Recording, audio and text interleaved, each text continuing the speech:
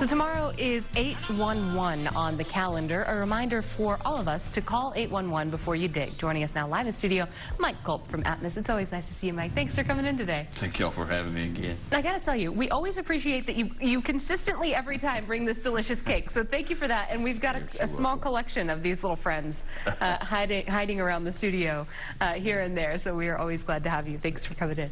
Okay, Mike, let's talk about tomorrow's date and why it's such a good reminder for what people need to do to call y'all before they dig around in their yard. Well, it's just a good safety message. Every few months in the summer and spring months, you know, we try to get out and promote that call before you dig around calling 811. It's a free service, and it just promotes safety when you're excavating. You never know what facilities will be there, and you may get into some natural gas lines or electric lines or whatever, and so we want to promote that safety in our community. It makes perfect sense.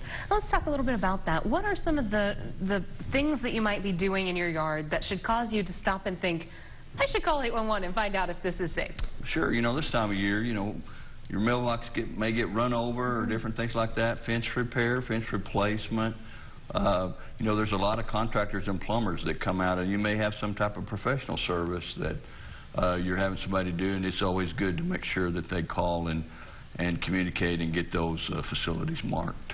So, and it's a free service also. I'm sorry. No, please. I think that's really important as well, for people to know that there's not a charge for it. That's correct. Yes, ma'am. That's correct. So. And it can certainly help to keep you safe and to save you a lot of money in the long run. It can. That is so true. And, you know, in Texas, there are over 400,000 miles of pipeline in the state, and we deal across the state with over 9,000 incidents and damages per year. So things go on, but this message helps promote, you know, be sure to be safe and excavate safely. So, what's the timeline? How long out before a project starts should you give y'all a call and get on your radar to get out there? If you'll give us 48 hours, you know, if you're going to do something over the weekend, if you'll call in earlier in the week, and you can even do it online through 811.com, and either way, just give some information.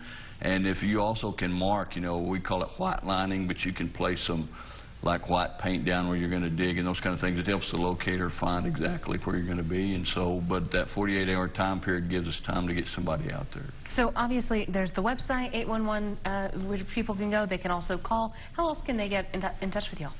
Well, you can always call Atmos Energy. We're promote this through an alliance called Texas Pipeline Awareness Alliance that also has a website, but you can always call us at Atmos, and we'll be glad to help you any way we can. So. Mike, thank you for coming in today. Thank you for the delicious cake, as always. We'll have to hide this guy, and you'll see if you can find him next time that you're in. Thank y'all so much. We appreciate it. Coming up next here.